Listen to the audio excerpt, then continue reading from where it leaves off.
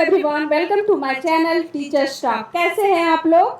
आशा करती हूँ कि आप लोग अच्छे होंगे और मजे मजे में सिलेबस भी आ गई और जो मनगढ़ंत कहानियाँ का जो ये कहानी था वो खत्म हो गया और ऑफिशियल जो सिलेबस है हमारे सामने आ गई है। और देखिए ये हमारी ऑफिशियल सिलेबस है।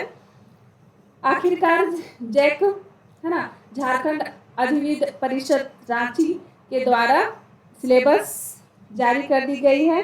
तो जो काले टी शर्ट वाले और जो ब्लू टी शर्ट वाले काफ़ी मनगढ़ंत कहानियां गढ़ गढ़ के कह रहे हैं कि सीटेट का सिलेबस जैसा आएगा या 2016 के जो सिलेबस है उसी के अनुसार आएगा। लेकिन चलो, उन लोगों की मनगढ़ंत कहानियां खत्म हुई और हम लोगों को ऑथेंटिक सिलेबस मिल गई। अब इसी के अनुसार हमें तैयारी करनी है। तो आप लोग जोर शोर से लग जाएं क्योंकि समय कम है और मेहनत अधिक करनी है। तो चलते हैं हम अपनी ऑफिशियल सिलेबस की ओर। तो ये है सबसे पहले मैं ये 6 to 8 लेवल 2 के बारे में बता रही हूँ। ठीक है, तो ये लेवल 2 में क्या है, 6 to 8 का है। तो ये है हिंदी, है ना। लैंग्वेज 1 में जिन्होंने हिंदी चूज किया है तो वो उसके लिए है। तो देखो हिंदी सबसे पहले क्या है, आदिकाल, है ना। आदिकाल, भक्तिकाल, रीतिकाल, है ना।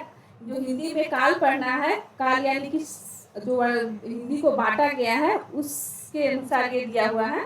काल मतलब टेंस वाला काल नहीं है ये मतलब हर समय का जो हिंदी साहित्य को पढ़ने के लिए, उसके इतिहास को जानने के लिए, जैसे हिस्ट्री को हम लोग पढ़ते हैं ना कि ये 3 में बांटा गया है ना। आधुनिक काल, मध्यकाल, ठीक है। तो उसी के अनुसार ये दिया हुआ है। तो इस पे हमें कोई कमेंट नहीं करेगा, है ना। ठीक है, तो चलो आगे चलते। देखो ये अगला है, देखो अनुवाद पत्रकारिता, है ना। ये अनुवाद भी है, पत्रकारिता, है ना, प्रयोजन मूलक व्याकरण। ठीक है, मैं इसमें व्याकरण से संबंधित भी लाऊंगी क्वेश्चन आंसर, ताकि आप लोग को सॉल्व करने में एक्यूरेसी आए। तो देखो ये सारे पढ़ने हैं। और ये देखो लैंग्वेज 1 में जो जिन्होंने लिया है इंग्लिश, उसके लिए है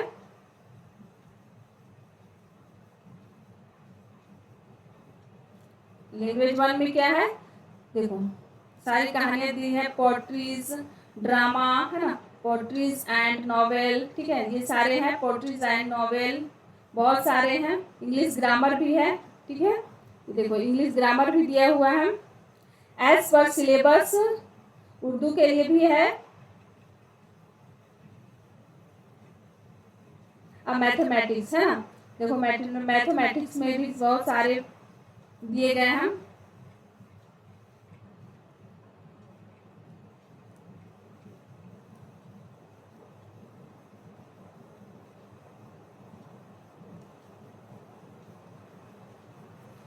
चलो, तो ट्रिग्नोमेट्री, है ना, मैथमेटिक्स में और क्या क्या है, ट्रिग्नोमेट्री,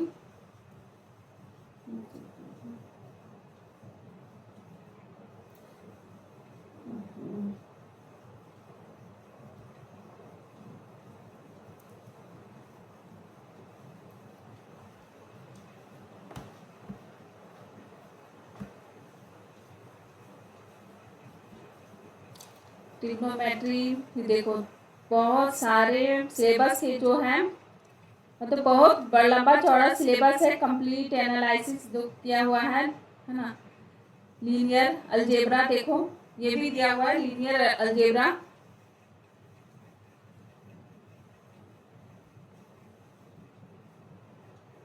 मतलब और फिजिक्स, जो साइंस लिए उसके लिए है फिजिक्स। अब हम लोग अपने सिलेबस, जो साइंस लिए वे लोग अपना ये सिलेबस देख लें। देखो सॉलिड एंड, देखो फिजिक्स में सॉलिड स्टेट फिजिक्स, ठीक है। डिवाइस इलेक्ट्रॉनिक, इससे भी दिया गया है। केमिस्ट्री में देखो पीरियोडिक टेबल जो है ना, आवर्त सारणी, ये भी है, आवक सारणी से सारे दिए गए हैं। और देखो फिजिकल केमिस्ट्री ये भी है। ये तो सारे साइंस के हैं, बायोलॉजी के, ठीक है। इसी तरह लंबा पूरा दिया हुआ है। देखो अब हम लोग यहाँ पर देखो सोशल साइंस की ओर आते हैं। देखो सोशल साइंस में लगता है वेबसाइट में थोड़ी एरर है, लेकिन देखो खुल जाएगी। देखो ये देखो तो है हिस्ट्री में क्या दिया है, स्रोत साहित्य पुरातत्वविद है ना, जो पुरातात्विक स्रोत हैं, और पूरा पाषाण काल, मध्य पाषाण काल है ना, वो उसी से दिया गया है। नव पाषाण काल या पाषाण काल ये, और ये पुरातात्विक स्रोत में साहित्य या किसी उत्खनन से प्राप्त अवशेष, उससे संबंधित जो किसी साहित्यकार के द्वारा लिखे गए पुस्तकें है ना, जैसे कौटिल्य के द्वारा क्या लिखा गया था, कौटिल्य का है ना अर्थशास्त्र, ठीक है। उस तरह के ये क्वेश्चन आएंगे इसमें है ना। ये साहित्यिक स्रोत में और पुरातात्विक स्रोत में वो भी आएंगे कि सिक्के कहाँ से प्राप्त हुए हैं, आहत सिक्के, ठीक है। सबसे प्राचीन सिक्के हैं आहत सिक्के, तो इसी से संबंधित इसमें क्वेश्चन आंसर आएंगे। तो इससे संबंधित है पाषाण युग, पूरा पाषाण काल, मध्य पाषाण काल, नव पाषाण काल, फिर ये हड़प्पा सभ्यता से आ रहे हैं, वैदिक सभ्यता और महाजन काल, महाजनपद काल है ना, 16 महाजनपद थे ना, ठीक है। तो उसी को पढ़ना है। तो हम लोग बहुत ही मतलब बहुत ही एक्साइटेड होके हम लोग तैयारी कराएंगे, कब मैं करवाऊंगी, ठीक है ना। और मजे से हम लोग हिस्ट्री में एकदम पूरे 100% लाने की कोशिश करेंगे, एक भी क्वेश्चन आप लोग का मिस नहीं होगा, तो ये मेरी गारंटी है, ठीक है। तो पूरे एक्साइटमेंट के साथ हमें अपनी तैयारी करना है, क्योंकि समय कम है, ठीक है। तो बौद्ध और जैन धर्म, मगध का उत्कर्ष और मौर्य वंश, उत्तर मौर्य है ना, जो मौर्य वंश के पतन के बाद, ठीक है, वो उत्तर मौर्य आए थे, उसमें कौन कौन सा वंश था, शुंग, कर्ण, सातवाहन और कुषाण वंश, ठीक है। इन लोगों के बारे में पढ़ना है। फिर गुप्त वंश, वेरी इंपॉर्टेंट, ठीक है, गुप्त वंश से क्वेश्चन आ ही जाते हैं। और हर्षवर्धन, ठीक है, ये कौन सा पुष्यभूति वंश का था। और देखो दक्षिण भारत का भी हमें पढ़ना है इतिहास। ये दक्षिण भारत का यहाँ जो इतिहास था, यहाँ पर जो राजवंश डेवलप हुए थे, तो उसी में पढ़ना है। दक्षिण भारत में चोल, चालुक्य, पांडव, पल्लव, संगम वंश, ठीक है। और त्रिपक्षीय संघर्ष है ना, त्रिपक्षीय संघर्ष हुआ था, पाल, प्रतिहार और राष्ट्रकूटों का, वो भी हमें पढ़ना है। तो चलो अब इसके आगे सिलेबस तो काफी बड़ा है ना। देखो हिस्ट्री का भी सिलेबस काफी बड़ा है। देखो ये अरबों का आक्रमण है ना, अरबों का आक्रमण यहाँ से दिया हुआ है, तो इसे भी हमें पढ़नी है। अरबों का आक्रमण, गजनवी, मोहम्मद गौरी, दिल्ली सल्तनत, गुलाम वंश, खिलजी वंश, तुगलक वंश, मतलब ये दिल्ली सल्तनत के सभी वंश पढ़ने हैं। 4 वंश थे ना, गुलाम, खिलजी, तुगलक, सैयद वंश और स्वतंत्र प्रांत थे विजयनगर और बहमनी साम्राज्य, जो दक्षिण भारत में ये साम्राज्य थे। तुंगभद्रा नदी के कारण, तुंगभद्रा नदी के किनारे ये विजयनगर साम्राज्य था और बहमनी साम्राज्य भी। ये दोनों में लगातार संघर्ष चलते रहते थे है ना, विजयनगर और बहमनी में। तो उसी को, ये दोनों स्वतंत्र थे और दोनों में तुंगभद्रा जो द्वाब था, यहाँ पर तुंगभद्रा द्वाब थी, वो काफी उपजाऊ थी और उसी को लेकर ये संघर्ष होते रहता था। तो दोनों वंशों के बारे में हमें पढ़नी है। फिर भक्ति और सूफी वंश, ठीक है। तो देखो भक्ति और सूफी वंश भी पढ़ने में, मुगल राजवंश और शिवाजी। जैक लग रहा है पूरा गुस्सा होके ये सिलेबस बनाया है कि बहुत सिलेबस तुम लोग मांग रहे थे ना, लो मैं देता हूँ, तुम लोग को पढ़ते पढ़ते हालत खराब हो जाएगा। वही अब जिसकी तैयारी होगी कुछ पहले की, तो वही मुझे लगता है कि पूरा सिलेबस कंप्लीट कर पाएगा, क्योंकि अगर सितंबर में एग्जाम होगा तो पॉसिबिलिटी नहीं है कि बहुत डिटेल में पढ़ के हम लोग कंप्लीट कर सकते हैं। इसीलिए मैं आप लोग को कुछ टॉपिक डिटेल में पढ़ाऊंगी है ना, नहीं तो क्वेश्चन आंसर के माध्यम से ही मैं इतनी अच्छी से आप लोग को एक्सप्लेन कर दूंगी कि इम्पोर्टेंट क्वेश्चन आप लोगों के क्वेश्चन पेपर में आ ही जाएंगे, ठीक है। तो अब देखो आधुनिक काल में ये गवर्नर जनरल, ठीक है। वायसराय विभिन्न चार्टर अधिनियम और भारत शासन अधिनियम, ये देखो पूरी की पूरी, मतलब इतनी बड़ी सिलेबस तो लगता है कि सहायक आचार्य में भी नहीं थी जितनी बड़ी सिलेबस ये दे दी है। ओ माय गॉड, ये तो लग रहा है पूरा सहायक आचार्य और ये सबको मिक्स करके ही ये सिलेबस बना दिया गया है। देखो झारखंड से क्या क्या पढ़ना है। झारखंड की प्रमुख जनजातियों की प्रमुख संस्थाएं, पर्व त्योहार है ना, सभ्यता संस्कृति, ये प्रमुख जनजाति विद्रोह, ताना भगत विद्रोह, बिरसा मुंडा उलगुलान, ताना भगत, मतलब इसी में आ जाएंगे जनजाति विद्रोह में। 1857 का विद्रोह, पूरी की पूरी बहुत लंबी सिलेबस है। फ्रांसीसी नेपोलियन है ना, मेटरनिक युग, ये सभी वर्ल्ड हिस्ट्री से हैं। और जर्मनी एवं इटली का एकीकरण, ये भी पूरी तरह से आप लोगों को दे दिया गया है वर्ल्ड हिस्ट्री से। प्रथम विश्व युद्ध, पेरिस की संधि है ना, सेकेंड वर्ल्ड वॉर, ठीक है। इतनी सारी सिलेबस हैं। और देखो हिस्ट्री के तो बहुत सारे सिलेबस हैं। और ये देखो फिजिकल ज्योग्राफी, अर्थक्वेक, वोल्केनो है ना, अर्थक्वेक, वोल्केनो, लैंडफॉर्म, ठीक है। इतने सारे, इरोजन, वेदरिंग, एटमॉस्फेरिक कंपोजिशन और स्ट्रक्चर, है ना, बहुत सारे हैं। Geography of India and Jharkhand, है ना, ज्योग्राफी क्या पढ़नी है, इंडिया और झारखंड की ज्योग्राफी पढ़नी है ना, बहुत भौगोलिक स्थिति है ना, उसकी क्लाइमेट, ठीक है, ड्रेनेज, सोयल, एग्रीकल्चर, मिनरल्स, और ये बाप रे बाप बहुत सारे, मतलब सिलेबस को इतने मतलब डिटेल में बनाया है कि मुझे नहीं लगता है कि इतनी तैयारी हो सकती है।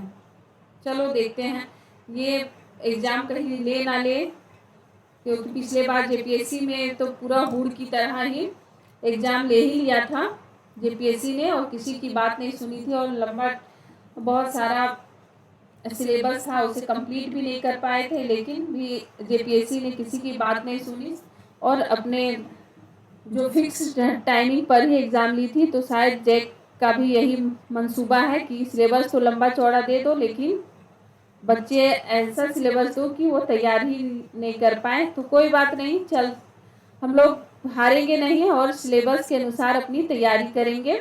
देखो इकोनॉमिक्स में भी है,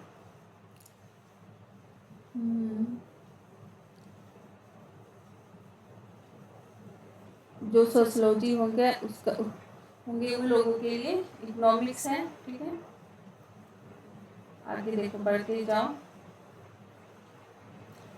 अब यहाँ से देखो ग्रोथ एंड डेवलपमेंट ना, चाइल्ड डेवलपमेंट एंड पेडागोजी से लिया गया है ग्रोथ एंड डेवलपमेंट, ठीक है। इसमें है physical, motor, social, emotion and cognitive development with reference, है ना, किस रेफरेंस में, इन्फेंसी मतलब जो बच्चों लोग के लिए, अर्ली चाइल्डहुड, जो इन्फेंसी मतलब पूरे छोटे बच्चों के लिए, फिर अर्ली चाइल्डहुड जो बड़े बच्चों के लिए, और चाइल्ड बच्चों के लिए, ठीक है। और हेरिडिटीज एंड इन्वायरमेंट, है ना, ये भी है, इसके इम्पोर्टेंस के बारे में पढ़ना है। इंडिविजुअल डिफरेंस, ठीक है, जो व्यक्ति भिन्नता है उसके बारे में भी पढ़नी है। और देखो इंटेलिजेंस एंड क्रिएटिविटी, बुद्धि और सृजनता, है ना, बुद्धि और सृजनात्मकता, वही है, ये हो गया। पर्सनालिटी, व्यक्तित्व, ये पर्सनालिटी से है। लर्निंग एंड टीचिंग, है ना, अधिगम और शिक्षण, है ना।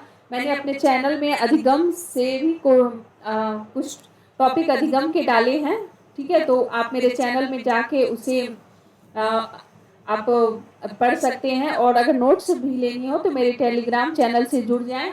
अधिगम के मैं क्वेश्चन आंसर भी लाने वाली हूँ, साथ ही शिक्षण जो टीचिंग स्किल है उसके बारे में भी मैं क्वेश्चन आंसर लाऊंगी। और अधिगम वक्र, अधिगम जो अधिगम को करने में कौन कौन सी बाधाएं आती हैं, विकार, उसके बारे में भी मैंने डिसलेक्सिया, डिस्ग्राफिया, है ना, डिस्कैलकुलिया, इसके बारे में भी मैंने आप लोगों को पढ़ाया है। तो आप लोग मेरे चैनल को फॉलो करें और इसके कंटेंट को देखें, काफ़ी अच्छी है और इससे काफ़ी क्वेश्चन आप लोग को सॉल्व करने में मदद मिलेगी। तो मेरे चैनल को लाइक करें, सब्सक्राइब करें, है ना, ताकि आपको इसका नोटिफिकेशन मिलता रहे। तो आज के लिए बस इतना ही। तो इसके डिटेल जो हिस्ट्री की और पॉलिटिकल की है, इसकी डिटेल सिलेबस मैं फिर से एक बार अपने चैनल में आप लोगों को बताऊंगी। सोशल साइंस की जो सिलेबस है उसे मैं फिर से आप लोगों को एक्सप्लेन करके बताऊंगी, ताकि आप सिलेबस जब तक आपके दिमाग में छपी नहीं रहेगी तो आप लोगों को पढ़ने में दिक्कत होगी। तो सिलेबस को अपने दिमाग में रखें। देखो, इकोनॉमिक्स से भी क्वेश्चन आएंगे, पिछले बार जेटेट में इकोनॉमिक्स से भी क्वेश्चन आए हुए थे ना। नेशनल इनकम, है ना, concept evolution and function of money, देखो function of commercial and central bank के बारे में भी है। इतना पढ़ लोगे तो लग रहा है कि जेपीएससी का एग्जाम दे रहे हो। और जैक ने भी खूब सोच सोच के ये सिलेबस जारी किया। लगता है किसी को सिलेबस दे दिया है कोई, मतलब ना समझ को, कि इतने सारे इतने कम समय में सिलेबस को कंप्लीट करना मुझे नहीं लगता है। क्योंकि सितंबर में अगर हो जाती है, सेकेंड सितंबर के थर्ड वीक में अगर एग्जाम हो जाती है तो पॉसिबिलिटी नहीं है कि इतने सारे मतलब सिलेबस कंप्लीट कर पाए कोई भी चैनल वाले। लेकिन जो जब जैक ने तो दी है तो कंप्लीट करने की कोशिश तो की जाएगी। तो मेरे द्वारा क्वेश्चन आंसर सीरीज लाई जाएगी। तो आप मेरे चैनल को लाइक करें और क्वेश्चन के माध्यम से हम एक्सप्लेन करेंगे और उस पूरी तैयारी को कंप्लीट करेंगे। Thank you very much.